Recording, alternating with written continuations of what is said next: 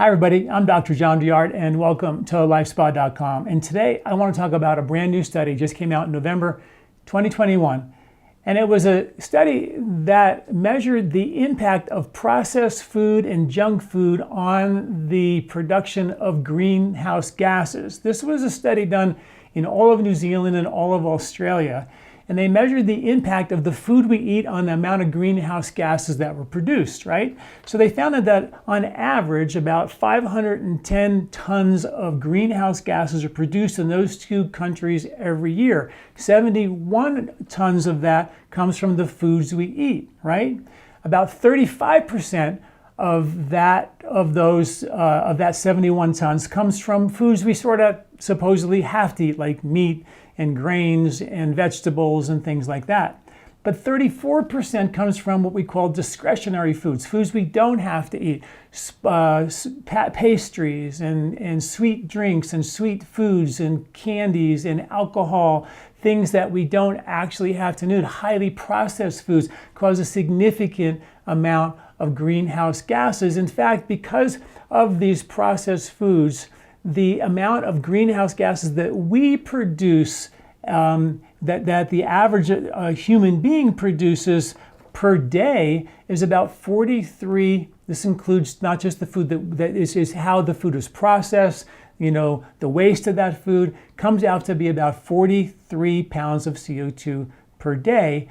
That's produced because of the foods that we eat. If we could change the way the foods we eat and start eating whole foods and healthier foods, we can make a huge impact on the production of greenhouse gases, which is pretty amazing, right? Because these foods that we eat, a lot of them, these processed foods and stuff, there's a significant amount of waste in those foods. The packaging, the processing, the water, the energy that's used, the pesticides that are used in these foods comes out to be about 30 tons per year that end up going into landfills. And then once they get into landfills, they start producing more methane gas, which produces even more greenhouse gases. So it is something that we could do for our own health, right? Because we know the science behind processed foods and these junk foods are really terrible for us. Linked to all kinds of health concerns, metabolic issues, weight-related issues, chronic degenerative concerns. I mean, it's all real. And if we just start eating a cleaner, healthier diet, that would make a massive, massive difference. Just eating the foods that you know come from the earth, right? You can see that if you're eating a grain and that you made into a porridge, you know that the grain made the porridge, it came from there, it was unprocessed, right? If you're eating vegetables, it's the same way. Meat is something that all the science shows that we should limit the amount of meat from the environmental perspective, from our own health perspective, limiting the amount of meat that we should, and definitely eliminating, the processed foods, which is really, really important. Studies show that of the 71 tons of greenhouse gases that are produced from foods we eat, 21% of that comes from these discretionary foods, which are processed foods. So it's really, really important that we think about changing our diet. And this is something that Ayurveda talked a lot about even thousands and thousands of years ago. That one article that I wrote on epidemics, they talked about how when the seasons begin to change and the crops don't grow, the air becomes polluted, the water becomes polluted, the seasons are either too wet or too dry. All these things happen as a result of what Ayurveda talked about 2,500 years ago is corruption at the highest heads of state that start to filter down to corruptions with the local people and the merchants. They start cheating and cutting corners, and it starts to affect the quality of the air, the water, the plants, the soil, the environment. Everything begins to change, right? So it's really important. There's some really cool old Ayurvedic Vedic sayings that I just need to share with you. One of them is, as is the microcosm, is the macrocosm.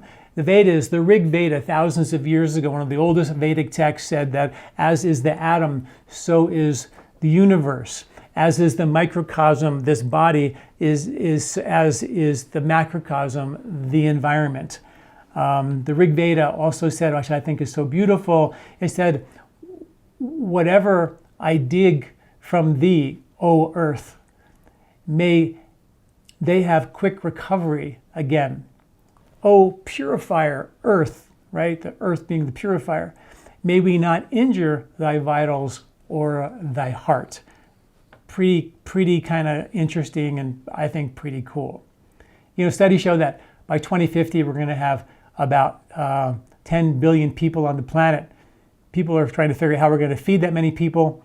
And today, as we speak, half the habitable land that we have to live on is used for agriculture. 2/3 of the water is used for irrigation. That's affected what's called biodiversity. The diversity of the plants on the planet have decreased by 60%. In one study in the last 30 years, the amount of foods that we used to eat that were really diverse, cultural, has shrunk by 56%. So we're starting to eat more commercial, high volume, industrial processed foods, which is really bad for a lot of things, including our microbiome, which is our gut immunity, which is, you know, our protection of the species. A big study came out a couple of months ago that I wrote about. It was a study done with poop that they took from a museum that was thousands of years old in New Mexico and Utah from Native Americans.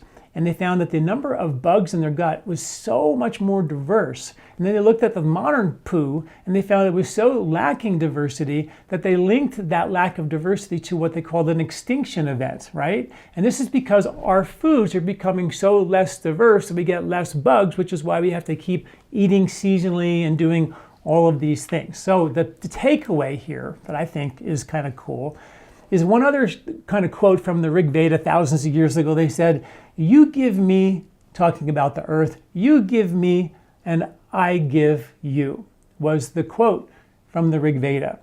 So, you know, we take and we give. And this was the tradition in most ancient cultures. Native Americans had that down. You know, the Vedic cultures had that down. All the traditional cultures had this understanding and respect and reverence for what nature was providing for us, right? So I have a list in the article associated with this video at lifespa.com. You can read about it. And it's things that we can take from the earth, and how do we give back? So how do we take in a responsible way? Well, organic, non-toxic, non-processed foods would be like really good. My old mentor, Jack LaLanne, said, if it's in a wrapper, don't eat it, right? So that means it's highly processed or processed. Again, less animal protein is going to require less land used for agriculture, less water, and all of that.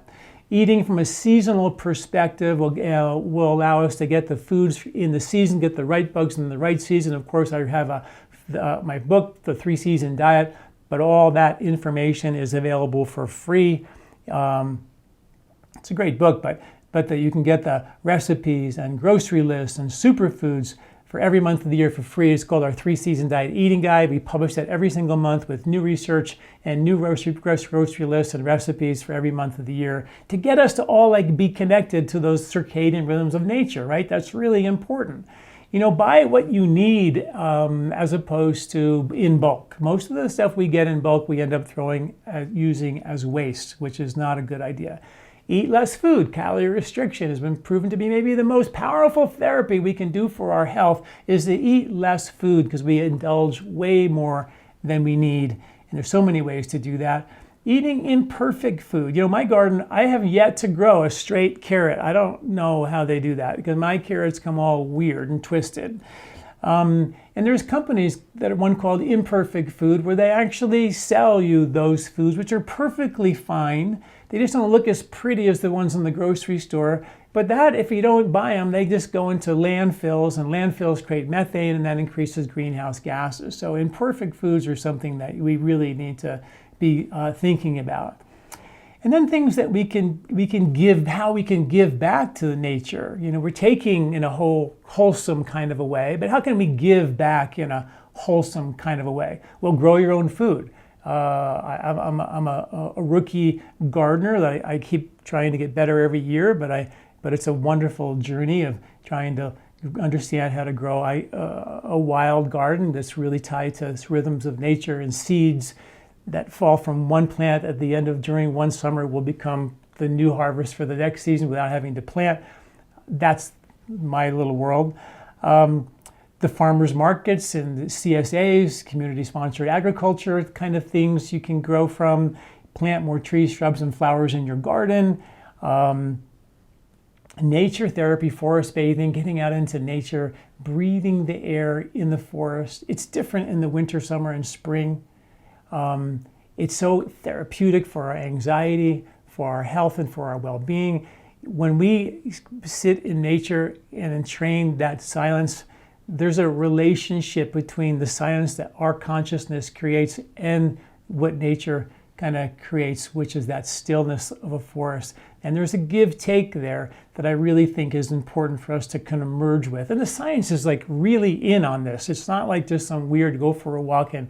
It's really a connection to the silence that Ayurveda talked about thousands of years ago as sattva, that inner peace and calm, that eye of the storm that supports all the winds and the activity. How do we create that inner calm? Well, that's all about, kind of using meditation techniques, yoga techniques, being in nature techniques to create that calm, how important that is. And then finally, and maybe the most important thing that we have is to vote for the environment, do everything we can to vote for the environment, because it's critical to our well-being. And, like I said, the getting into nature, is the one thing that we can all do, even in the wintertime. People think, oh, the winter is cold. I don't go into the forest.